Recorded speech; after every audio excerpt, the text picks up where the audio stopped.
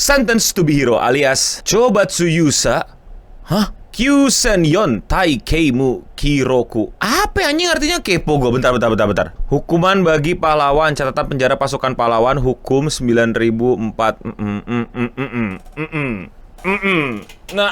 Yang kata orang-orang di timeline gua, Mushoku Killer lebih bagus daripada Mushoku. Bahkan banyak banget di komen-komen yang bilang, Bang, nonton Sentence to be Hero dong. Itu anime dark fantasy banget. Pasti Bang Eno suka. Nonton Sentence to be Hero, Bang. Keren parah. Kapan nih bahas Sentence to be Hero? Kalau nggak salah kreatornya sama dengan anime Orb dan 100 Meters ini. Hah? Enggak. Yang bikin Rocket Shokai anjir. Bukan Woto, beda anjir. Tapi intinya ya banyak dari kalian minta gue bahas. Dan gue udah nontonin sampai episode 3. Dan buat gue sih overrated. Seriusan, ini overrated dan sangat-sangat tidak Mushoku Killer. Dan menurut gue, kalau bukan karena visualnya ini mah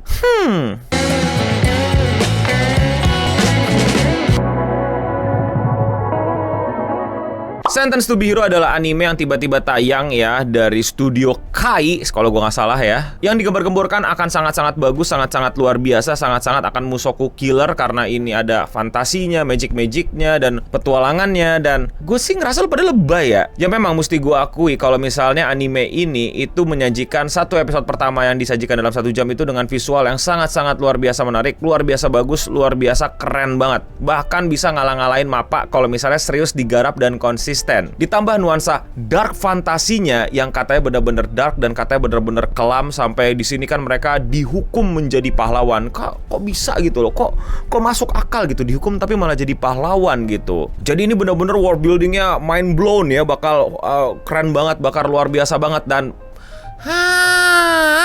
lu pada ada apa sih? Lu pada kenapa sih? Swear, lu pada tuh menggembar-gemborkan anime ini. Dan gue sangat-sangat kecewa dengan lu pada punya taste. Nggak, seriusan, maksud gue bukan merendahkan taste orang ya, tapi kayaknya lu pada tuh gampang banget dibahagiakan. Terus habis itu nggak sadar kalau lu pada tuh tidak seharusnya sebahagia itu. Itu yang gue sebut dengan overrated. Dan gue liat terakhir ratingnya 8-an lah ya di My Anime List. Gue sangat-sangat tidak setuju. Ini 7 aja udah bagus, udah baik banget. Oke, kita ceritakan dulu tentang premisnya. Intinya adalah di dunia ini hero itu adalah hukuman terburuk yang bisa diberikan kepada pemerintahan untuk elu. Dan kita di sini punya karakter yang namanya Silo yang ternyata punya masa lalu yang cukup kelam lah, yang dimana dia ternyata pernah membunuh Dewi, yang dimana itu adalah pelanggaran berat dan dia akhirnya dihukum jadi ya hero. Di sisi lain kita punya maling namanya Dota, kita punya cewek sundere namanya Kivia, terus abis itu ada beberapa teman dan beberapa karakter-karakter sampingan lainnya lah, yang intinya adalah mereka semua lagi berpetualang, bukan berpetualang, lebih tepatnya lagi melakukan sebuah misi untuk menghalangi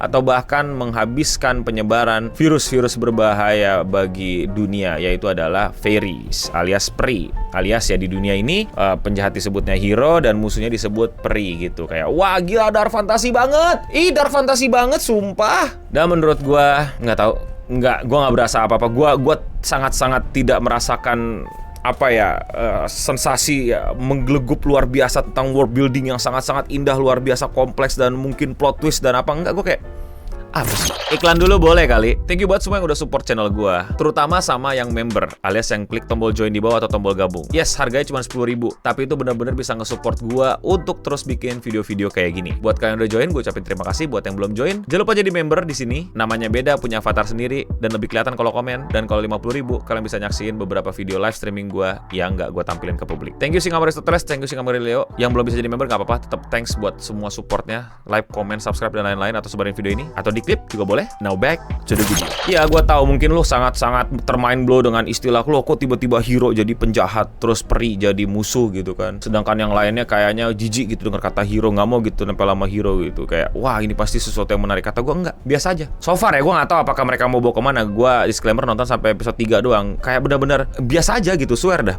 Gue udah dapetin ini paling terakhir di metafor gitu, dimana ada musuh disebutnya human gitu. Terus justru yang ketika lu jadi manusia yang masih tidak punya mutasi malah dianggap sebagai yang aneh gitu. Jadi kayak biasa aja, beneran nih. Gue nggak tahu misterinya sebelah mana dan yang kayak gimana gitu. Gue juga kecewa sama kalian yang memarketingkannya ke gue gitu, bahwa kan ada world building yang bakal seru, yang gue pikir bakal se-Attack on Titan atau se-Promised Neverland. Ternyata juga kayak enggak, cuman konspirasi dimana si Silo ini dulunya mungkin Holy Knight atau si White Knight itu yang punya dewi-dewian tapi dibunuh, tapi dia bunuhnya itu gara-gara konspirasi sama atasannya atau sama petinggi-petinggi kerajaan. Kayak cetek men, sorry to say, it's not that deep. Udah itu aja kan, konspirasi, dan kebetulan aja namanya jadi hero dan lain-lain. Tidak sedalam itu dan tidak sedip itu gitu. Kayak ya udah ntar mungkin di reveal ya, padahal dulunya tadinya hero adalah penyelamat tapi sekarang jadi kayak penjahat, bahkan sampai semacam punya stereotip para kesatrianya itu lebih baik mati ngelawan monster daripada selamatin hero. Tapi ujung-ujungnya diselamatin juga, tapi ujung-ujungnya si Tsundere Kivia ngobrol sampai berdiskusi sama Silo. Jadi kayak nggak menarik aja, nggak seintens itu. Tapi gue adalah orang bodoh kalau misalnya gue bilang bahwa episode 1 yang 1 jam itu tidak bagus. Menurut gue bagus banget secara visual, secara action,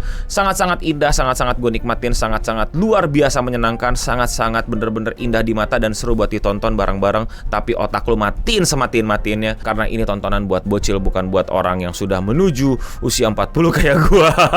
Kayak tiba-tiba tuh ada Teorita dimaling sama Dota. Kayak tiba-tiba tuh si Dota hilang bisa ngemalingin semacam bom yang emang momennya pas banget untuk ngancurin si para peri itu. Terus juga si Kivia ya maybe lagi-lagi ini fantasi ya, tapi gara-gara terlalu banyak hal-hal bolongnya jadi bikin ganggu kepala, jadi kepikiran gitu. Masa nih orang si Kivia ini berarti nggak pernah mimpin perang gitu? Masa bisa-bisanya dia menggunain artileri itu ketika musuh-musuhnya pas udah deket gitu, kayak aduh.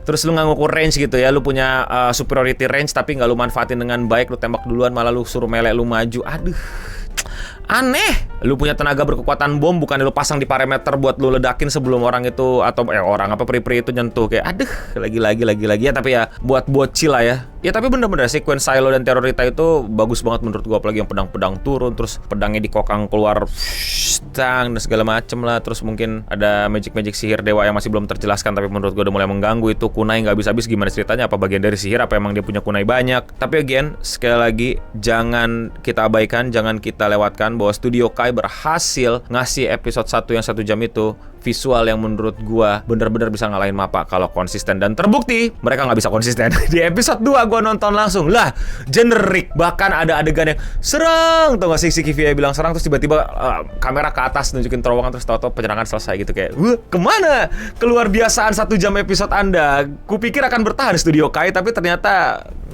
lagi-lagi kurang bisa bertahan, kurang bisa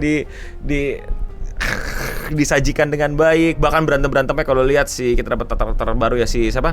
Tatsuya gitu ya, pakai kapaknya ngelawan, cuman generik banget, sangat generik. Bohong kalau lihat, gila bang, aksi Tatsuya yang bawa kampak keren banget, muter-muter. Enggak ada yang ngomong kayak gitu di internet, enggak ada yang bilang gitu di internet. Enggak usah lebay, enggak usah sok-sokan lo. Lu mesti akuin bahwa dari kualitasnya dari episode 1 yang 1 jam ke episode 2 itu benar-benar teklak, jomplang, nggak konsisten. Well, tetap tidak di bawah One Punch Man atau One Frame Man season 3, but again tidak konsisten dalam quality. Tapi kan ya ini kan buat awal-awal segala macam, masa gitu mulu segala macam. Studio-studio lain bisa, udah nggak usah dipertahankan lah gitu loh. Studio-studio lain bisa, udah 2025. Ini studio berarti nggak bisa dan nggak kuat, dan ya udah akui aja. Ternyata memang tidak sebagus itu. Makanya gue bilang overrated, dikasih nilai 8, 7 aja itu udah terlalu baik. Gue berharap lu pada nonton dulu, lu liatin, lu bandingin sendiri, lu pasti akan ngerasakan keanehan dari episode 1 yang 1 jam ke episode 2 yang 30 menit. Benar-benar kayak apa ini? Walaupun jujur juga secara cerita bener-bener generic, gue agak mungkin tidak relate ya dengan gue sebagai Silo yang mungkin udah tua, udah akulah si penderita itu, akulah yang menanggung semua beban dunia, biarkan aku berjuang, semua ngomong seenaknya dan lain-lain. Terus tiba-tiba ketemu cewek lucu Teorita, pet aku gitu, mungkin cocok buat lu pada gitu. Buat gue sih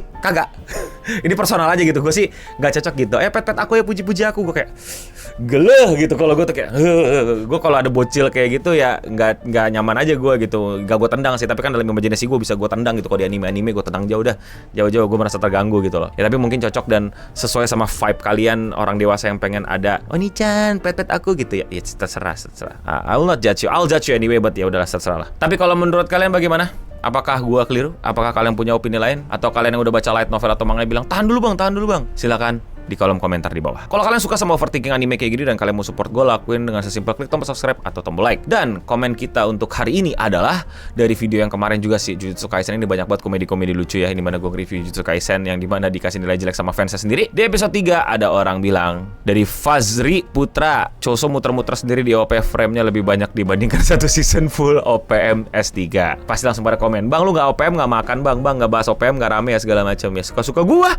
Kalau lu tahu bahas OPM rame, kenapa lu gak bahas? Kok jadi ngeledekin orang yang bahas? Kenapa anda langsung merasa moral lebih tinggi daripada saya? Ya, kenapa anda gak bahas? Gak dilarang kok. Insecure amat. Kok suka gua bahas? Kalau dilarang baru gua gak bahas. OPM. Tuh puas gua bahas mulu biar metadata masuk semua. Dan ya sekian Radio Singham untuk episode kali ini. Gue udah pamit undur diri, dan untuk kita semua, I'm sentenced to be hero, gak canda. Stay clean and sound.